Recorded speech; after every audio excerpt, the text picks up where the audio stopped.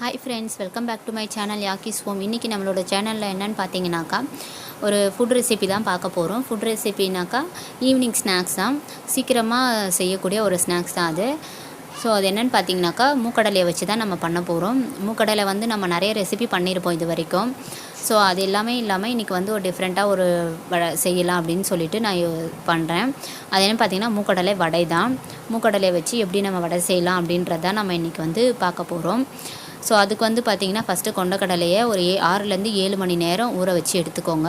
நீங்கள் காலையில் பண்ண போகிறீங்க அப்படின்னாக்கா நைட்டே ஊற வச்சுருங்க. ஈவினிங் பண்ண போகிறீங்க அப்படின்னாக்கா காலையில் ஊற வைங்க, கரெக்டாக இருக்கும் உங்களுக்கு. ஸோ அதுக்கு வந்து பார்த்திங்கனாக்கா அதுக்கு முன்னாடி என்னோடய சேனலை வந்து இப்போ தான் ஃபஸ்ட் டைம் பார்க்குறீங்க அப்படின்னா மறக்காமல் வந்து சப்ஸ்கிரைப் பண்ணிக்கோங்க. பக்கத்தில் இருக்க பெல் ஐக்கானை கிளிக் பண்ணிவிட்டு ஆல் கொடுத்துக்கோங்க.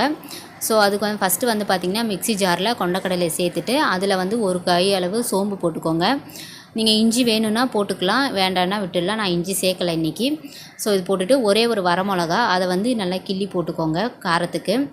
ஏன்னா பச்சை மிளகாய் இதில் சேர்க்கறதுனால வரமிளகா ஒன்று போதும். 2 பச்சை மிளகா வந்து பொடியாக நறுக்கி வச்சுருக்கேன், அதையும் நம்ம சேர்த்துக்கலாம். அதுக்கப்புறம் வந்து உப்பு வந்து தேவையான அளவு நீங்கள் போட்டுக்கலாம். போட்டுட்டு ஃபுல்லாக நம்ம வந்து நல்லா அரைச்சி எடுத்துடலாம். நல்லா கொஞ்சம் கடலப்பருப்பு வடைக்கு அரைப்பை பார்த்திங்களா குறன்னு அந்த மாதிரி தண்ணி வந்து சேர்க்க வேண்டாம் இதில். ஸோ பாருங்கள், இந்த மாதிரி அரைச்சி எடுத்துட்டு அதில் வந்து நம்ம அரைஞ்சி வச்சுருக்க வெங்காயம், கருவேப்பிலை இது எல்லாத்தையும் சேர்த்து நல்லா பிசைஞ்சிடலாம். நீங்கள் இதை அரைக்கும் போது வந்து பார்த்திங்கன்னா தண்ணி வந்து சேர்க்க வேணாம், ஊற வச்சுருக்கீங்களா ஸோ அந்த தண்ணியே போதும் உங்களுக்கு, அதனால் தண்ணி சேர்க்காதீங்க. நல்லா மாவு வந்து பிசைஞ்சு இந்த மாதிரி வச்சுக்கோங்க. வச்சுட்டிங்கனாக்கா இப்போ கடாய் காஞ்சிடுச்சு, அதில் வந்து நம்ம வடையை போட்டுடலாம். வடையை போட்டு எடுத்துடலாம். பாருங்கள், நல்லா இப்போ வடை வந்து பொரிய ஆரம்பிச்சிடுச்சு.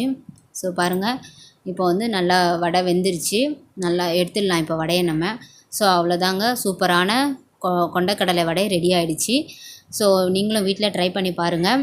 ஸோ இந்த வீடியோ உங்களுக்கு பிடிச்சிருந்ததுனாக்கா கண்டிப்பாக லைக் பண்ணுங்கள், உங்கள் ஃப்ரெண்ட்ஸ் அண்ட் ஃபேமிலிக்கு ஷேர் பண்ணுங்கள், மறக்காமல் கமெண்ட் பண்ணுங்கள்.